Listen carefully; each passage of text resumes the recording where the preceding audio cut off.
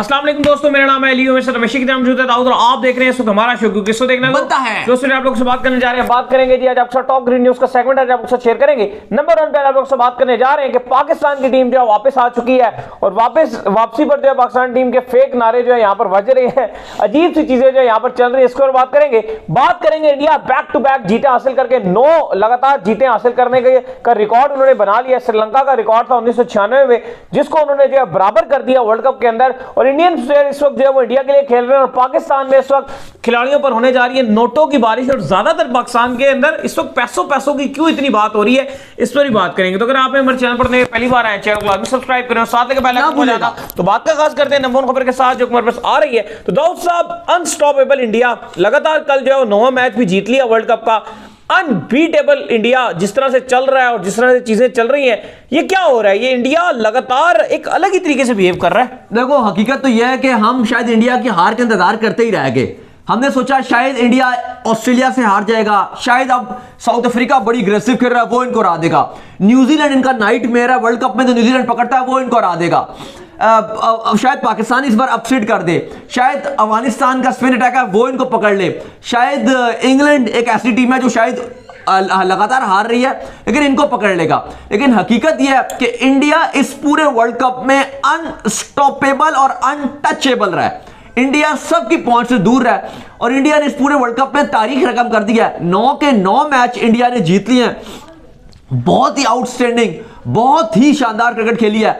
जो Asia cup से उन्होंने अपना गेयर स्टार्ट किया था, गाड़ी का स्टार्ट किया था, वो ऐसा लग रहा है कि वो उड़ान ही चढ़ते जा रहा है। हकीकत तो यह है कि इंडिया को इस पूरे वर्ल्ड कप में कंपटीशन भी नहीं मिला। एक भी मुकाबला ऐसा नहीं हुआ जहां पे आपको लगा कि हाँ इंडिया यहां से शायद गेम को लूज कर सकता हो, वो मौका भी नहीं आया। शायद से ऑस्ट्रेलिया से के गेम जो मैच था, वो जब इंडिया बैटिंग कर रहा था तो शायद 15 मिनट ऐसा लगा था कि मैच फंस रहा है, लेकिन उसमें भी ये नहीं लगा कि इंडिया हार जाएगा क्योंकि विराट क्रीज पर था। जब तक विराट हो क्रीज पे तो आप ये नहीं मान सकते कि इंडिया हार गया। तो उस टाइम भी था कि विराट आउट होता है तो कहानी जाएगी, लेकिन विराट आउट ही नहीं हुए और गेम भी खत्म हो गया। एंड में जब आउट हुए तो मैच डेड हो चुका था। तो हकीकत ये अली साहब के नजर ये आया, मुझे तो फिर वो चीज याद आती है। लोग कह रहे हैं ना कि यार इंडिया जो है वो खिलाड़ी वर्ल्ड कप के लिए खेल रहे हैं, ट्विटर पे आपका बहुत चल रहा है, पाकिस्तान में फैंस का गुस्सा हो रहा है, चल रहा है हर जगह सोशल मीडिया में भी, फैंस में भी, कि आपके पाकिस्तानी प्लेयर्स क्यों पैसों के पीछे भाग रहे हैं। अभी इवन सेंट्रल कॉन्ट्रैक्ट के पीछे लड़ाइयां हो रही हैं, अभी वो शेयर करते हैं वो क्या क्या चीजें हैं। लेकिन मुझे तो एक चीज याद आई कि लोग कह रहे हैं कि इंडिया का खाली फोकस वर्ल्ड कप के ऊपर और पाकिस्तानी प्लेयर्स कभी वहां पे भी गए हुए हैं, श्रीलंका में भी गए हुए थे, हम दोनों मौजूद थे तो वहां भी सेंट्रल कॉन्ट्रैक्ट की बातें हो रही थी। इंडिया में गए, यहां भी फोन पर सेंट्रल कॉन्ट्रैक्ट की बातें हो रही हैं खिलाड़ियों से। पैसे की बातें कि हमें इससे मुझे तो वो चीज याद आती है, मुझे वो चीज याद आती है कि रोहित शर्मा प्रेमदासा स्टेडियम कोलंबो में, मुझे वो फाइनल याद आता है, दोनों वहां बैठे हुए थे। इंडिया और श्रीलंका का मुझे फाइनल याद आता है। 50 पर ऑल आउट हुई श्रीलंका की टीम और मैच जीत गया इंडिया ने। रोहित शर्मा ने खुद ओपनिंग नहीं की, शुभमन और ईशान किशन को भेजी ओपनिंग करने के लिए, भेजा इनको, दोनों ने गेम को फिनिश कर दिया। प्रेस कॉन्फ्रेंस में जब पटाखे बज रहे थे तो रोहित ने कहा कि ये पटाखे बजा के रखो, वो जो टपोरी स्टाइल में बोलते हैं जो कि यार ये क्या पटाखे अबे क्या कर रहे हो यार, अबे क्या। तो उन्होंने बोला कि पटाखे बचा के रखो और ये वर्ल्ड कप में बचा के रखना।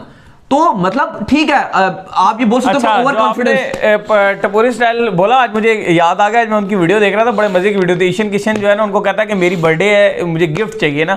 अबे क्या यार, सुनो ना, माइक में बोल रहे होते ना, माइक में से कहते हैं अबे क्या तेरे को गिफ्ट चाहिए, ये बोलता है मेरे को पहाड़ पे ऊपर जो है वो घर चाहिए। पूछते हैं खिलाड़ियों से, अबे तू हमको गिफ्ट दे, तेरी बर्थडे सेंचुरी मार के साला गिफ्ट चाहिए। तो आप देखो, उस समय उन्होंने बोला, शायद हमें उस टाइम लगा कि शायद ये थोड़ा ओवर कॉन्फिडेंस है। हमें उस टाइम फील आया कि यार अभी आप कैसे वर्ल्ड कप की बात कर सकते हो, अभी वर्ल्ड कप तो शुरू भी नहीं हुआ। और जाहिर है ठीक है, एशिया कप में पाकिस्तान एक स्ट्रॉन्ग टीम थी, बाकी तो हल्की टीम थी क्योंकि पाकिस्तान ने बहुत स्ट्रॉन्ग कमबैक किया था, पाले केले में बहुत अच्छी बॉलिंग की थी। लेकिन कोलंबो में ठीक है, इंडिया ने बिल्कुल ही हमें वन साइडेड ही मार दिया था, वन साइडेड ही हरा दिया था। लेकिन कहीं ना कहीं वो एक सोच थी कि यार इंडिया में पाकिस्तान जाता है। 2011 के वर्ल्ड कप में पाकिस्तान अनस्टॉपेबल थी, शायद अफरीदी की कप्तानी में बहुत अच्छा हमने किया था। तो हमारे माइंड में बैक ऑफ था कि यार ठीक है, इंडिया जब जाएगा, पाकिस्तान इंडिया जाएगा, पाकिस्तान एक डिफरेंट क्रिकेट खेलेगा। और हमारा भी स्क्वाड भी नहीं आया था, हमें माइंड में ये भी था कि हम कुछ स्पिनर भी पिक करेंगे, 2-3 स्पिनर भी अच्छे होंगे हमारे पास, तो कुछ करेंगे। अभी बहुत ओवर कॉन्फिडेंस है रोहित शर्मा। लेकिन जिस तरीके से उन्होंने वर्ल्ड कप की कैंपेन का आगाज किया और आज आप देख लो तारीख रकम कर दी भारत ने, कल नीदरलैंड को हरा दिया, 9 के 9 जीते उनके पास हैं। बिल्कुल अनस्टॉपेबल इंडिया रहा है। इंडिया की तारीख का सबसे बड़ा ये वर्ल्ड कप चल रहा है जिस तरह से खेल रहे हैं। ये चीज बताती है कि वो ओवर कॉन्फिडेंस नहीं थे अली साहब, उनकी वो तैयारी थी। शायद से हमें नहीं पता था, हमें उस टाइम फील हो रहा था कि ये इनका ओवर कॉन्फिडेंस है, लेकिन वो उनका ओवर कॉन्फिडेंस नहीं था, वो उनकी तैयारी थी। मुझे लगता है कि हम बेवकूफों की जन्नत में रहते थे। उसकी वजह यह थी क्योंकि हमें शायद नहीं पता था, क्योंकि हमने अपने सेल्फ स्टार्स बनाए हुए थे। शाहीन शाह अफरीदी भाई ये तो वो कर देगा, ये तो इंडिया को वो रोहित विराट को बॉल नजर नहीं आएगी, शुभमन गिल अहमदाबाद का प्रिंस है। यानी कि यहाँ के ट्विटर्स पर, यहाँ के ट्विटर्स के जर्नलिस्ट हैं, यहाँ के ट्विटर्स जो जर्नलिस्ट हैं, ट्विटर के जर्नलिस्ट, उन्होंने ये एक हाइप बनाई हुई थी कि भाई वो अहमदाबाद का प्रिंस विराट कोहली पता नहीं वो क्या है, रोहित शर्मा रन ही नहीं बनाएगा, फलाना तो केएल राहुल तो करता ही नहीं है, वो तो सेल्फिश है, फलाना है। लेकिन इसके अगर आप देखो तो बरक्स निकला। शुभमन गिल और रोहित शर्मा ने दोनों ने एक बार भी सेल्फिश ओपनिंग स्टार्ट नहीं दिया, उन्होंने टीम के लिए खेला। विराट कोहली 3 पर आया और उसने प्रूव कर दिया कि भाई किंग मैं ही हूं, दूसरा किंग नहीं है, मैं ही हूं। 4 पे श्रेयस अय्यर की शुरू में फॉर्म जरूर गिरी, लेकिन जो रोहित को कॉन्फिडेंस था उसने साबित किया कि भाई मैं 4 पे आके इंडिया को तेज भी खेल के दूंगा और लंबा भी खेल के दूंगा। वर्ल्ड कप की उसने कल पहली सेंचुरी भी बना दी वर्ल्ड कप की। राहुल ने यह प्रूफ किया कि मेरे रन तब उसने श्योर किया कि तब आएंगे जब इंडिया को मेरी जरूरत होगी। फिर उसके बाद आपका जो सूर्या था, चलो उसको उस तरह से मौका भी नहीं मिला पूरे वर्ल्ड कप में, लेकिन उसको जब मौका मिला उसने भी दिखाया कि मैं प्रूफ करूंगा ये, चलो उसको उस तरह मौका भी नहीं मिला, हार्दिक पहले खेल रहे थे। फिर इंडिया की बॉलिंग, भाई इंडिया की बॉलिंग ने तो इस पूरे वर्ल्ड कप में आग लगा के रखी हुई थी। नहीं बिल्कुल, आप अगर उसकी बात कर लें, शमी की बात कर लें, आप शमी बाहर बैठा हुआ था, हार्दिक पांड्या क्योंकि खेल रहे थे, उनका कॉम्बिनेशन उस तरह से नहीं बन रहा था, और एक बाहर बैठा बॉलर क्या फील कर सकता है, उसको लग रहा होगा कि यार मैं बाहर बैठूं, पता नहीं मैं परफॉर्म करूंगा या नहीं, और सबको लग रहा होगा यार बाहर बैठा को खास परफॉर्मेंसेस नहीं दिखाएगा। और मैंने और दाऊद ने हमेशा उसको लेकर बात की है शमी को, जब हम दुबई में भी थे, हमसे आपके एक टीवी चैनल ने भी इंटरव्यू लिया, और कहा शमी तो खेलता ही नहीं है बड़े लंबे अरसे से। हमने कहा भाई शमी सबसे लीथल बॉलर है, तुम शमी को कैरी करो, शमी को कैरी करो। शमी आए, बुमराह ने साथ निभाया और सिराज ने साथ निभाया, एक डेडली कॉम्बो बन गया। और फिर बात है, फिर गुस्सा इस बात पर आता है कि नंबर 1 तो हम थे, बॉलिंग में तो नंबर 1 हम थे। बॉलिंग की हवाले से चलो, बैटिंग में आप कहते हैं ना इंडिया अच्छा कर रहा है, मैं आपकी बात मानता, मैं आपकी बात से एग्री करता। बैटिंग में आप कहते हैं कि विराट किंग है, मैं कहता ठीक है आप सही कह रहे हैं, लेकिन बॉलिंग का तो चूरन हमने बेचा है। सारी जिंदगी हमने अपनी बॉलिंग नंबर वन कही है। हमें लगता था शाहीन बॉलिंग करेगा, नजर ही किसी को नहीं आनी। रऊफ दी स्पीड स्टार जाएंगे तो वो पता नहीं क्या क्या कर लेंगे, क्या क्या उखाड़ लेंगे, लेकिन हकीकत टोटल इसके बरक्स निकली। ना सिर्फ पाकिस्तान बल्कि पूरे आप कह लें इंग्लैंड को उठाकर देख लें, ऑस्ट्रेलिया को उठाकर देख लें, साउथ अफ्रीका को उठाकर देख लें, जो टीम वहां पर गई हुई है खेलने के लिए, सबसे बेस्ट लीथल और पेस अटैक सबसे अच्छा इस वक्त पता है किसका है? इंडिया का। नहीं बात ठीक है। और आप देखो रोहित शर्मा, अगर आप देखो तो इनका पास most successful consecutive wins in ODI World Cup as captain अगर आप देखें तो महेंद्र सिंह धोनी से सिर्फ 2 जीतें ये करीब हैं। धोनी ने 11 जीतें हासिल की थी और इन्होंने जो है वो तकरीबन 11 जीतें, जो धोनी ने 11 की थी और इनके पास 9 जीते हैं। तो आप देख लें कि ये भी एक, और अभी अनस्टॉपेबल है, तो ये भी इंडिया के कंसेक्टिव जीतों वाले मोस्ट सक्सेसफुल कप्तान भी बन जाएंगे। देखो इंडिया ने अच्छा किया। अगर आप पाकिस्तान के कैंप में झांक कर देखोगे तो मायूसी है इस टाइम। पाकिस्तान टीम कल पहुंची है, आज आपके कोच, बॉलिंग कोच मॉर्कल ने रिजाइन कर दिया। उन्होंने अपना डिसइंटरेस्ट शो किया, उन्होंने कहा कि मैं इस बॉलिंग के साथ काम नहीं करूंगा, क्योंकि उनको नजर भी आ गया कि अगर ये बॉलिंग इतनी बेकार रही है, ऑस्ट्रेलिया में जाके मेरे साथ और ही दलालत होनी है। और इंडिया तो फिर भी ऑस्ट्रेलिया में जाके जीत जाता है। पाकिस्तान की तो बड़ी बड़ी टीमें आई हैं और ऑस्ट्रेलिया में जाकर उन्होंने कभी कुछ किया ही नहीं है। इंडिया तो लास्ट 2 दौरों में जीत कर आ रहा है भाई ऑस्ट्रेलिया से, 2 दौरों में। और हम सीरीज जीतने की बात नहीं करते, हम तो एक टेस्ट मैच अगर मिल जाए तो हम पागल हो जाए जीत खुशियों में नाम लाके। पाकिस्तान तो कभी टेस्ट मैच ही नहीं जीता ऑस्ट्रेलिया में, मुझे तो याद ही नहीं आता। पाकिस्तान तो टेस्ट मैच ही नहीं जीता भाई ऑस्ट्रेलिया में। तो हम तो बस ये दुआ करते हैं कि टेस्ट मैच खाली जीत जाए। तो ये कहानी है। और अली साहब अब हुआ यह कि आपके खिलाड़ी आए हैं, क्योंकि देखो बात पैसों का है बाबू भैया, पैसे का खेल है। इन्होंने सेंट्रल कॉन्ट्रैक्ट में, आईसीसी के रेवेन्यू से सब जगह पैसे बढ़ाए हैं और अपने सर्कल में इन्होंने वही लड़के रखे हैं जो इनके दोस्त हैं। क्योंकि 74 करोड़ पीकेआर में, पाकिस्तानी 74 करोड़, इंडियन चलो आप 25 करोड़ ले लो, इंडियन 25 करोड़, वो इनको मिलेंगे वर्ल्ड कप से वापस आके, जो इनके सेंट्रल कॉन्ट्रैक्ट और जिन्होंने बढ़ाए चढ़ाए हैं वो टोटल इनको इस सेंट्रल कॉन्ट्रैक्ट की मद में 25 करोड़ इंडियन रुपीस और 75 करोड़ इनको तकरीबन पीकेआर में इनको मिलेंगे।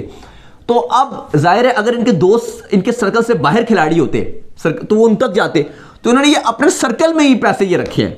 तो ये कहानी है। और जो एक कैटेगरी वाले खिलाड़ी हैं उन पर ज्यादा आप कह लो कि उन पर 70 to 80% रेवेन्यू उनके साथ शेयर होगा। इवन आपके जो बाकी खिलाड़ी हैं वो नाराज भी है इस बात पे कि हमने तो कहा था कि तुम हमारे पैसे ही बढ़वाना, लेकिन तुमने 80% अपने खाते में रख लिया। बाबर, शाहीन, रिजवान ने 80% पैसा अपने खाते में रख लिया, बाकी जो 20% है वो बाकी जो आपके स्क्वाड के खिलाड़ी हैं उनको बात मिलेगा। तो देखो चीजें तो बहुत ज्यादा खराब है पाकिस्तान क्रिकेट में।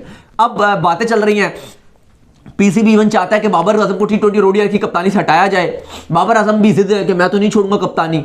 अब दौरा ऑस्ट्रेलिया के लिए पीसीबी चाह रहा है कि बाबर आजम ही कप्तानी कर लें, फिर उसके बाद आके हम कप्तानी के ऊपर डिसीजन लें, क्योंकि T20 वर्ल्ड कप 2024 में कम से कम पीसीबी इतना तो मन बना चुका है कि बाबर के साथ नहीं जाएंगे। ये पीसीबी फैसला कर चुका है। और अब बात यह है कि अब वो ये दौरे ऑस्ट्रेलिया के बाद बाबर की कप्तानी को छेड़ेंगे, या फिर वो अभी जो ऑस्ट्रेलिया का दौरा है इससे पहले बाबर आजम की कप्तानी जो है वो लेंगे।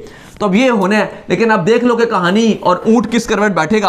अब अली साहब समझ ये चीज नहीं आ रही जो सबसे ज्यादा आप कह लो कि टिपिकली रही है कि पाकिस्तान टीम इतनी बेकार परफॉर्मेंसेस खेल कर आई है वर्ल्ड कप में, इतना पेनफुल एग्जिट हुआ है पाकिस्तान क्रिकेट का, इतना शेमफुल एग्जिट हुआ है। अफगानिस्तान से आप हार गए।